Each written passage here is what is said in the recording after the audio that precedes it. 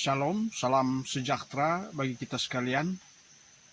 Jemaat yang dikasihi Tuhan Yesus Kristus, pada sepanjang minggu ini kita akan merenungkan firman Tuhan yang terambil dalam kitab Yehezkiel pasal 3 ayat 16 sampai 21. Sekali lagi Yehezkiel pasal 3 ayat 16 sampai 21 yang diberi judul Yehezkiel dipanggil menjadi penjaga Israel. Bunyinya adalah demikian. Sesudah 7 hari datanglah firman Tuhan kepadaku. Hai anak manusia, aku telah menetapkan engkau menjadi penjaga kaum Israel. Bila mana engkau mendengarkan sesuatu firman daripadaku, peringatkanlah mereka atas namaku. Kalau aku berfirman kepada orang jahat, engkau pasti dihukum mati, dan engkau tidak memperingatkan dia atau tidak berkata apa-apa untuk memperingatkan orang jahat itu dari hidupnya yang jahat, supaya ia tetap hidup, orang jahat itu akan mati dalam kesalahannya, tetapi aku akan menuntut pertanggungjawaban jawab atas nyawanya daripadamu. Tetapi jikalau engkau memperingatkan orang jahat itu dan ia tidak berbalik dari kejahatannya dan dari hidupnya yang jahat, ia akan mati dalam kesalahannya, tetapi engkau telah menyelamatkan nyawamu. Jikalau seorang yang benar berbalik dari kebenarannya dan ia berbuat curang, dan aku meletakkan batu sandungan di hadapannya, ia akan mati. Oleh karena engkau tidak memperingatkan dia, ia akan mati dalam dosanya, dan perbuatan-perbuatan kebenaran yang dikerjakannya tidak akan diingat-ingat. Tetapi aku akan menuntut pertanggungan jawab atas nyawanya daripadamu. Tetapi jikalau engkau memperingatkan orang yang benar itu supaya ia jangan berbuat dosa, dan memang tidak berbuat dosa, ia akan tetap hidup, sebab ia mau menerima peringatan, dan engkau telah menyelamatkan nyawamu. Demikianlah firman Tuhan, dan tema dalam perenungan kita sepanjang minggu ini adalah tugas pelayan memperingatkan cara hidup jemaat. Saudara yang kekasih di dalam Tuhan, kitab Yehezkiel ini merupakan suatu bagian cerita di masa orang Israel dibuang ke Babilonia. Yehezkiel pada saat itu tinggal di tepi sungai Kebar, yaitu di wilayah yang disebut dengan Tel Abib. Dan ia tinggal dengan sekelompok orang Israel, di mana mereka ini adalah orang-orang buangan. Orang-orang Israel yang dibuang ke Babilonia ini merupakan bagian dari hukuman Tuhan terhadap orang Israel yang telah meninggalkan Tuhan Allah, dan mereka lebih suka untuk percaya kepada berhala-berhala. Dan karena itulah mereka kemudian dihukum, dibuang ke Babilonia. Yehezkiel dipanggil Tuhan pada sekitar umur 30 tahun, dan ia mulai bernubuat sejak tahun 593 sampai 571 sebelum Masehi. Pemanggilan Yehezkiel memang luar biasa karena ia harus menjadi seorang penjaga kaum Israel, penjaga Israel. Apa yang dilakukan oleh Allah kepada bangsa Israel yang dibuang ke Babilonia ini merupakan satu wujud nyata kasih Allah. Artinya, meskipun orang-orang Israel ini dihukum dalam pembuangan, namun Allah tetap mengasihi orang-orang Israel. Suatu bukti bahwa ia mau mengutus hamba-hambanya untuk tetap mengingatkan, untuk memperingatkan kepada orang-orang Israel agar tetap dalam kehidupan takut akan Tuhan.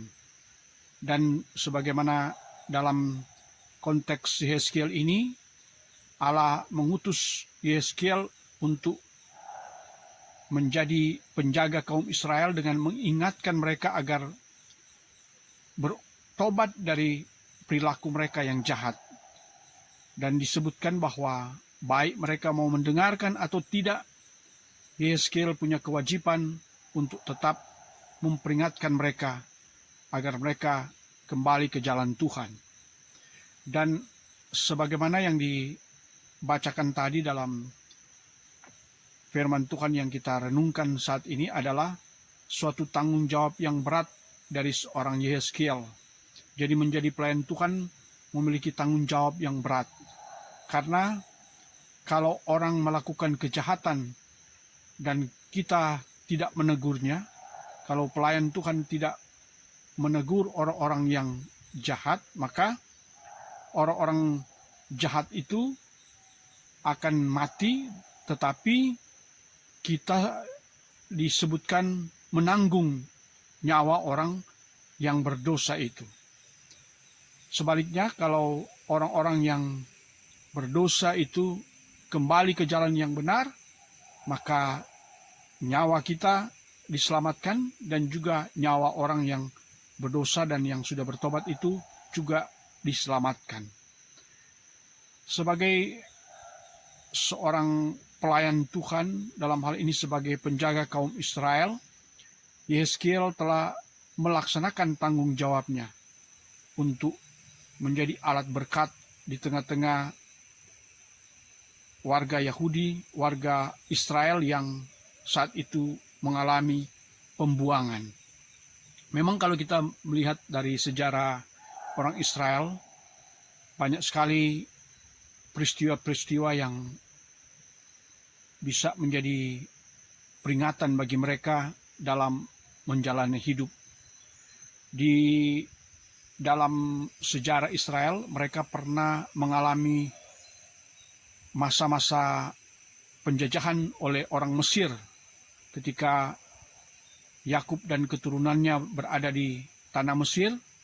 Mereka mengalami penindasan, tapi kemudian dibebaskan lewat pekerjaan Tuhan dengan mengutus Musa membawa orang Israel keluar dari tanah Mesir ke tanah Kanaan.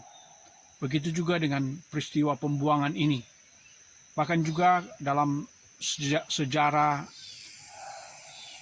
gereja, kita juga belajar tentang bagaimana orang-orang Kristen, terutama orang-orang Yahudi, mendapat hambatan dari kerajaan Romawi. Bahkan juga kalau kita banyak belajar dari sejarah kaum Yahudi ini, di mana mereka juga pernah mengalami peristiwa penganiayaan oleh Hitler, oleh tentara Nazi Jerman, di mana mereka mengalami kematian yang mengerikan dengan istilah Holocaust yang terjadi di awal Perang Dunia Kedua, dan mereka sangat menderita. Jadi orang-orang Israel, orang-orang Yahudi ini banyak kali mengalami penderitaan yang cukup panjang, dan Allah tetap mengasihi mereka dan memperingatkan mereka untuk kembali ke jalan yang benar. Berkaitan juga dengan kehidupan gereja kita, gereja Masih Injil di Minahasa yang pada tanggal 30 September nanti akan genap berusia 87 tahun, merupakan suatu perwujudan kasih Allah yang memelihara umat gereja Masih Injil di Minahasa selama 87 tahun. Allah melengkapi kita dengan menghadirkan para pelayan-pelayan, mulai dari pelayan di aras sinode, aras wilayah sampai ke aras jemaat. Para pendeta, penatua syamas atau diaken dan guru agama sudah menjadi penjaga kaum Israel, dalam hal ini penjaga warga Gemim. Dan kita doakan dalam proses pemilihan nanti di bulan Oktober untuk aras jemaat akan terpilih para pelayan Tuhan, para penjaga kaum Gereja Masih Injil Minahasa untuk bisa melaksanakan tugas-tugas pelayanan dengan baik.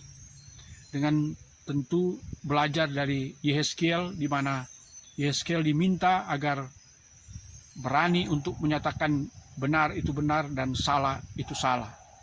Karena dalam pengalaman kita, dalam pelayanan seringkali kalau ada seorang pejabat atau seorang tokoh yang dianggap disegani, bila melakukan kesalahan, melakukan korupsi atau tindakan-tindakan lainnya yang melawan kehendak Tuhan, kita segan untuk menegur. Padahal merupakan tanggung jawab bagi kita sebagai pelayan Tuhan untuk berani menyatakan kebenaran itu. Walaupun kita tentu tidak boleh menghakimi, tetapi tugas kita adalah mengingatkan, memperingatkan kepada warga jemaat.